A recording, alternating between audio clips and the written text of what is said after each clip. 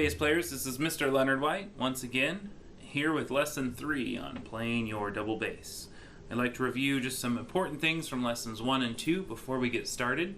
Make sure that you've got that side of your bass into your belly, and that left leg is behind it so that it can lean against you, and if I have my balance correct, it is going to lean against me.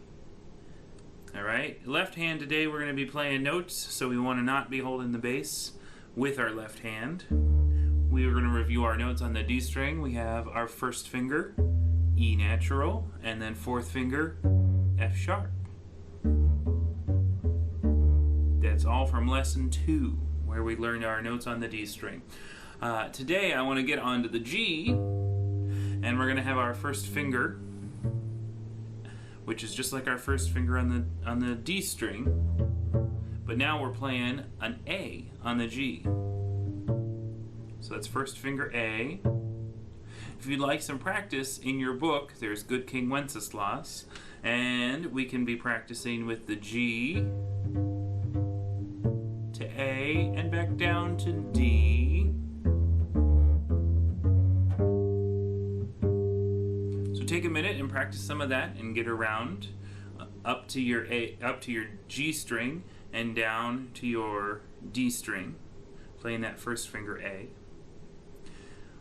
Once you're all set there, we're going to start adding more fingers on the G string.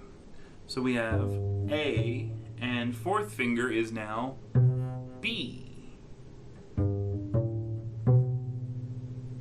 Okay. So we have fourth finger B on the G, and now we're going to do something a little bit special.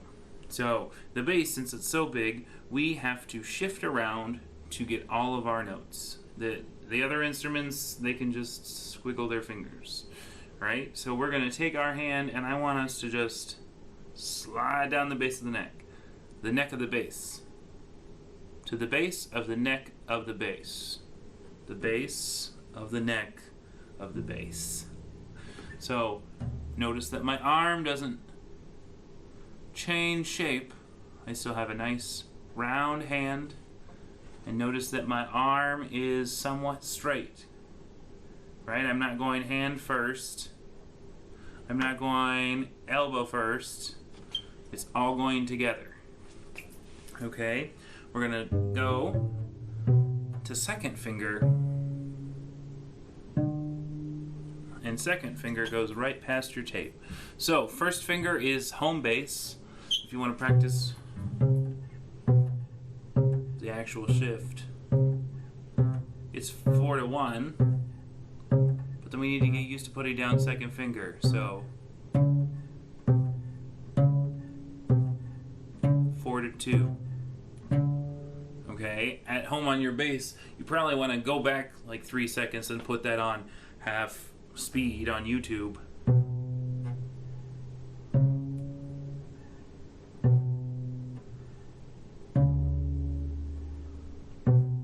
And then work it a little faster when you get comfortable.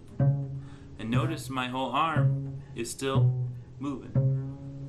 And each note's getting that clear, nice tone that we are looking for.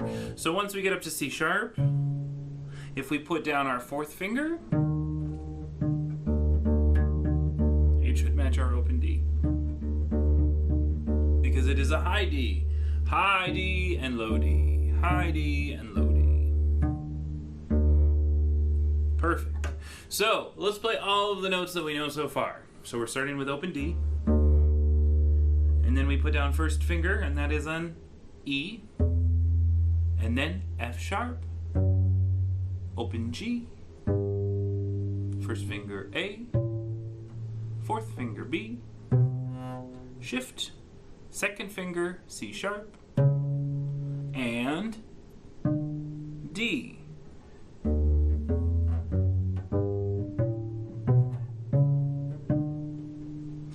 Okay, now we have all of the notes that we need, that we can play that D scale. We can play it up, we can play it down.